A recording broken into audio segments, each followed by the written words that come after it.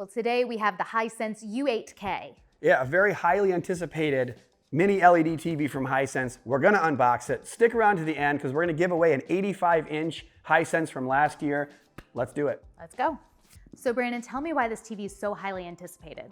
It's really because Hisense offers such a great product at a very competitive price. With it being a mini LED that can get 1500 nits and has all these cool gaming features with the same operating system as a Sony for probably about half the price, it makes it one of the best mini LED TVs in the market. So we've got the standard things in the top of the box. We've got our legs. We also have our remote and our power cord here with a setup guide. So I noticed, Jen, we have only a 75-inch. They don't actually make an 85-inch in this model. So they have 55, 65, and 75-inch. So this smaller box doesn't have the ability to open up and spread out. So we just have to lift it over the top. Good. You ready to do it? Mm-hmm. Let's go.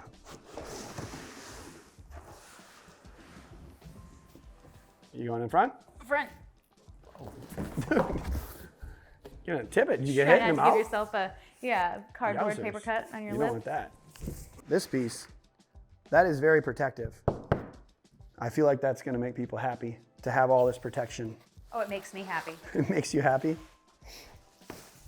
We even got this on the back here. Very firm box. I love a firm box. Who doesn't like a firm box? Let's take this out. We'll just lay it down and I'll pick at the bottom end. You throw them, we'll stand it back up. You lift it up.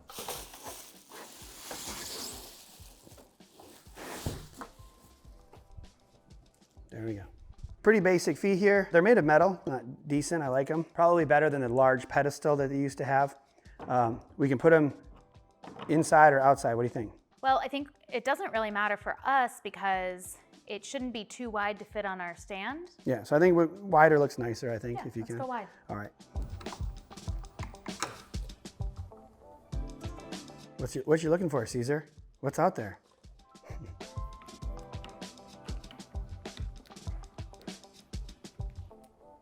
Let's stand it up. There we go.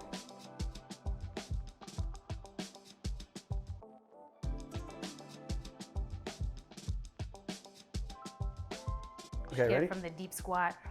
Yeah, I don't think we're gonna use the deep squat. 1, 2, 3. All right. You wanna peel the plastic?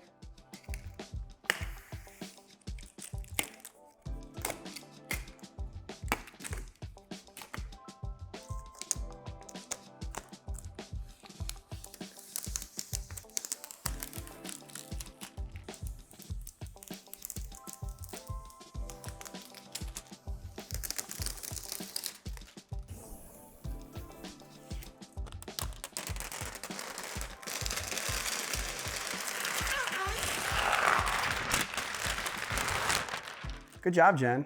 That was awesome. You're the best at that. You really are. Thank you. I like the look of the reflection. It kind of looks like an OLED. It does have a little bit of that like rainbow effect to the reflection handling. And it's not super strong, but it's a pretty cool looking TV. I like it. It's pretty thin as well. Obviously it's a mini LED, so it's not super thick. It's got these speakers here that shoot out the side. Hopefully that will, mean that it sounds nice. And then it has what, a subwoofer on the back, Jen? Yep, right here in the middle. And then it's got like the 600 by 400 millimeter VESA pattern.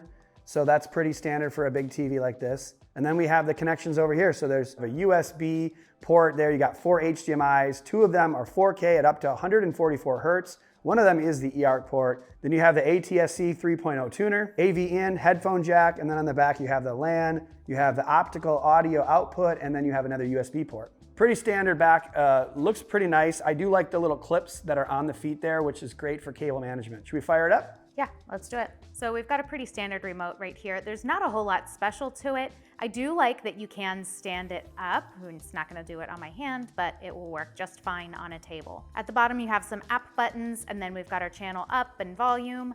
We've got our directional pad, and then it does have Google Assistant here, which is kind of a nice feature. So let's fire it up.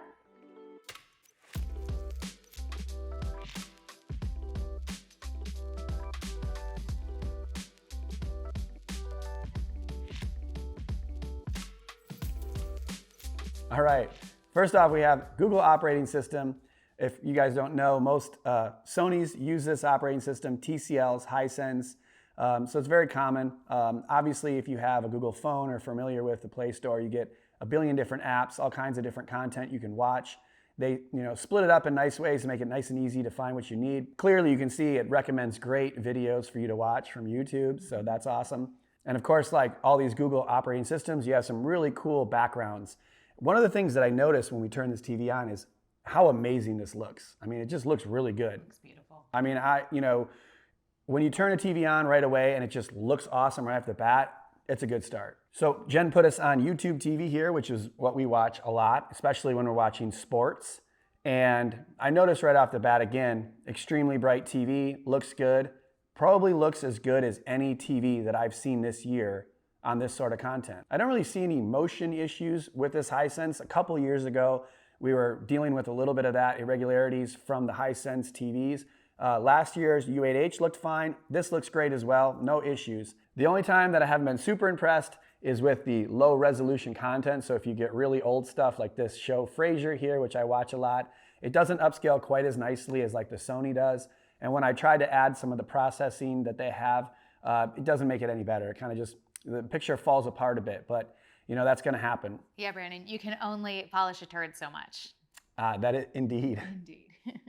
So if you choose to watch low resolution content, it may not be perfect, but I think that's gonna happen with a lot of TVs. All right, so Jen's playing some video games here. We're playing the Hobbit Lego game. It's a very fast-paced, exciting game, right? Oh yeah, it so is.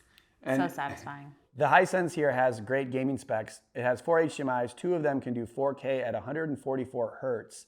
Not that we're utilizing that, but you do get that high frame rate for the next-gen consoles. Hisense has jumped on board with having the gaming menu, so you're able to change different settings and see what frame rate you have, if it's an HDR or not, and all that stuff. So a lot of cool features. I did notice that it doesn't look as bright. Did you notice that?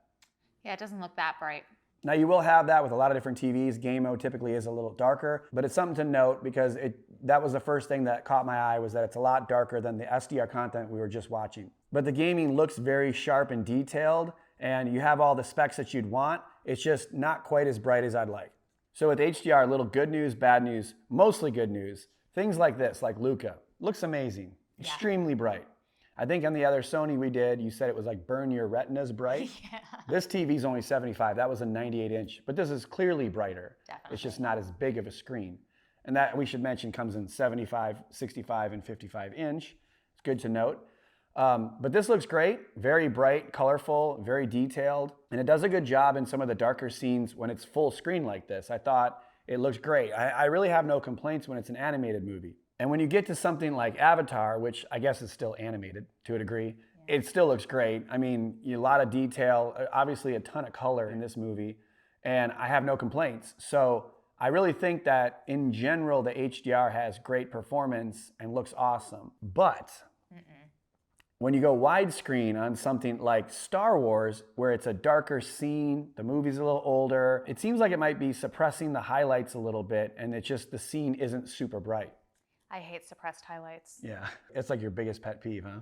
Biggest pet peeve, right up there with burning retinas. So you see what I'm saying here, Jen? Like, this looks just a lot darker in general I see than what we're you're watching. saying. So I'm not sure if it's because it's actually suppressing the highlights and the black bars and all that with the dimming algorithm, or this might just be a darker scene in a darker movie, and so be it.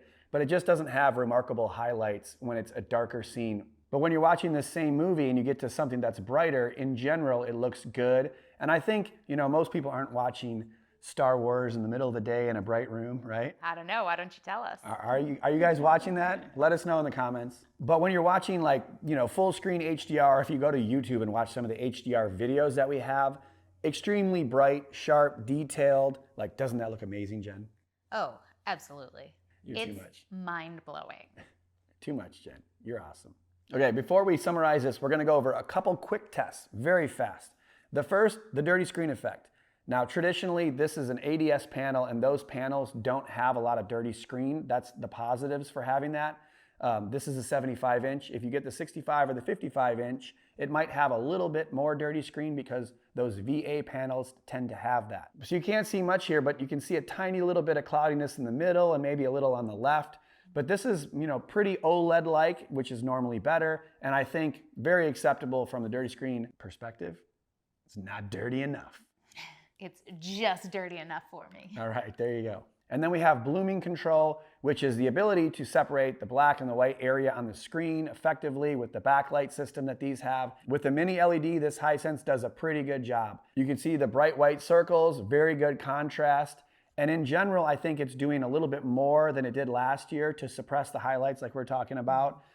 It still looks good though, and it has fantastic black levels. And it looks pretty good off angle too. A lot of other TVs, when you sit off angle, the picture kind of falls apart. So this TV looks great from all angles. And lastly, you have the reflection test. This is a very glossy finish to the TV. A little bit of the rainbow where you can kind of disperse that reflection out throughout the screen.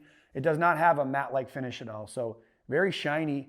Again, I keep saying this, but this is more of what you'd notice when you have an OLED TV. So I think in general, the Hisense U8K is a pretty awesome TV. I did mention this with regards to the dimming test, but in general, the TV looks awesome from an angle. This is an ADS panel, like an IPS type panel that are known to be more colorful off axis. So it's a really good TV to have in a room that you're gonna be viewing it from all different angles, which I said before.